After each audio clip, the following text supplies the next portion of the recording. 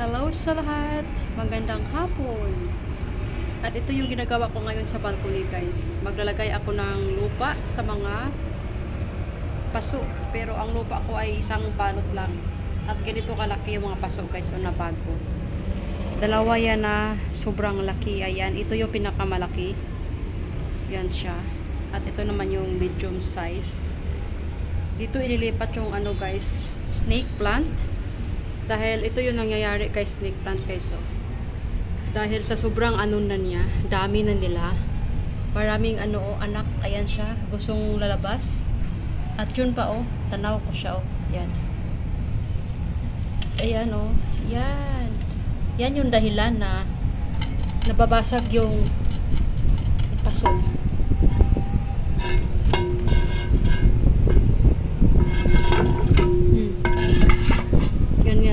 Ganyan pala guys.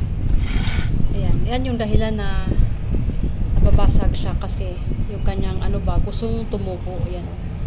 Ay, sayang, kawawa naman, naputol yung ulo. Naputol yung ulo. Ayan, grabing ang ang lakas ng hangin, pumapasok yung ito lupa. Kailangan ko muna isara yung balcony. Pumapasok yun sa loob ng bahay. Yung mga lupa guys na nagtanggalan galing sa snake plant. Yan ganyan karami na yung kanyang ugat. Tapos maliit lang yung yung paso. So ganun talaga ang mangyayari. Mabasag talaga siya kasi sobrang sikip na nila sa isang paso na maliit. Sabi ng amo ko, natutumba ba daw? Matumba, talagang basag yan lahat. Kusa lang talaga siyang nabiak. Dahil sa sikip na sila yan sikip na sila. So ang gagawin ko ngayon guys is nilipat ko siya sa sa paso. Pero yung lupa ko is ganyan lang kaliit yung lupa ko. Hindi yan magkasya. So doon ako sa medium size na paso maglagay ng lupa. Mag-order pa ng dagdag si madam ng lupa guys.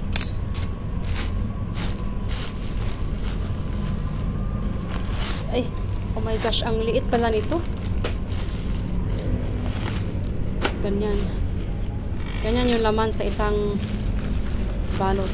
Bakit mayroong malaki? May yung pakapin or libre? Mahirap para mag-video na mag-hawa ka ng sipi.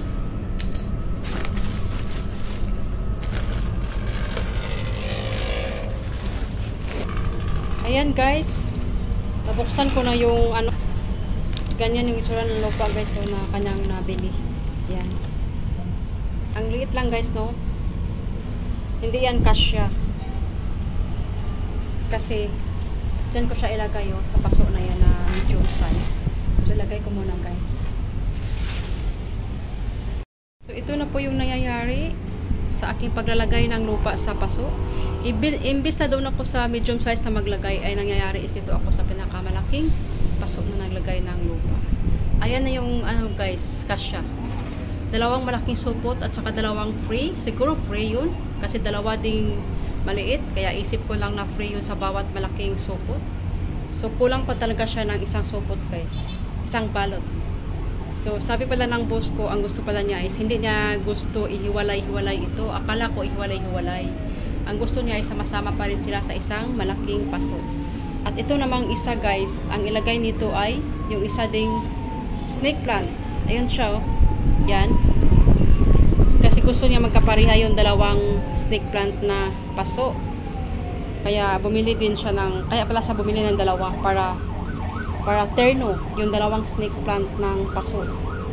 Kaya itong paso na to, yan, lumang-luma na. Ano na yan guys? 4 years. So ganun ang itsura niya. Parang sa lang, sa amin. Parang sa amin lang.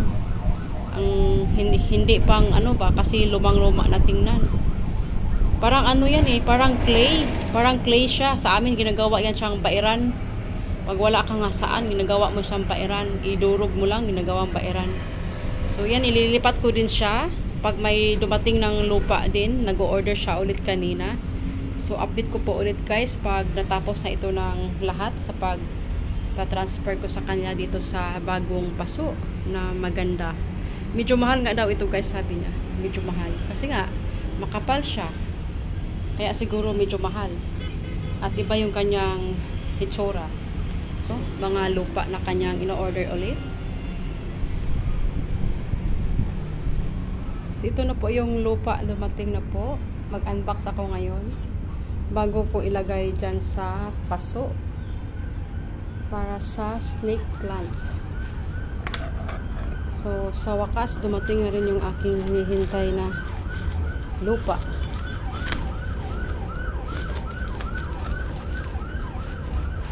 Ang bigat nito, hindi ko kinaya na magdala dito sa balcony. Kaya nagpatulong ako sa kasama ko na driver. Pagtulungan namin na binuhat punta dito sa balcony. So, ayan, kahon. Yung dati is hindi naman nakakahon, nakaano lang siya, naka-plastic. Kasi ngayon mabigat siya kaya medyo marami. Baba ko muna itong cellphone para tuloy-tuloy yung aking pagbubukas nito. Asa malilinig ko ano niya ay? Mali.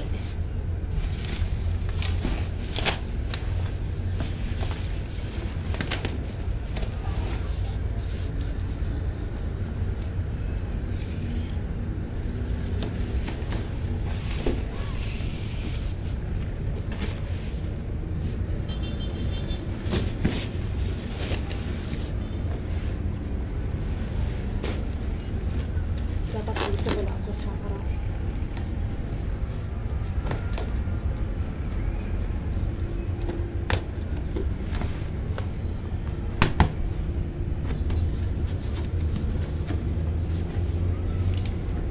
So, ito na po yung lupa na aking ina-unbox para ilagay sa mga paso.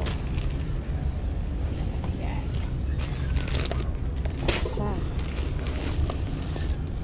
Dalawa. Tatlo. Ay, grabe ang bigat. May tatlo ding maliliit. Yun nga sabi ko dati na baka pakapin or free. So, ayan na. Kailangan ko na silang ilagay sa paso. Ayan na guys.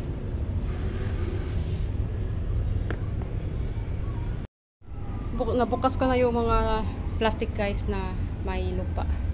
Lagyan ko na ito ng lupa. Dagdagan ko siya. Ayan.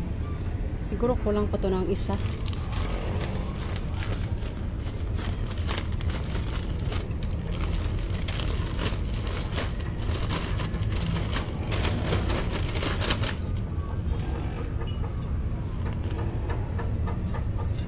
Tama nga yung isang sopo talaga sa kanya na kulang.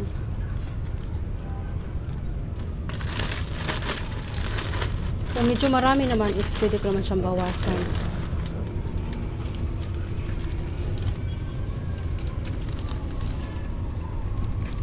Maganda yung kanyang lupa oh. Kaya maganda siya. Ayan, tama-tama lang pala yung isa. Kasi ano din yan, pag nabasa yan is kukunti din yan pag nabasa. Kaya nga lang siya ganyan kasi tuyo. Yan. Tama lang yung isa. Hindi ko na yan sa dagdagan pa kasi hindi din magandang tingnan pag punong-puno ng lupa. Diba guys? Tama na yan. Hindi din maganda pag maraming lupa. O parang nabubulok itong isa.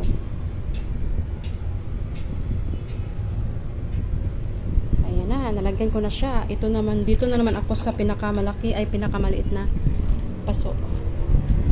Yan. Kasi ililipat ko yun guys, oh. Yun. Yan siya. Ililipat ko siya dito.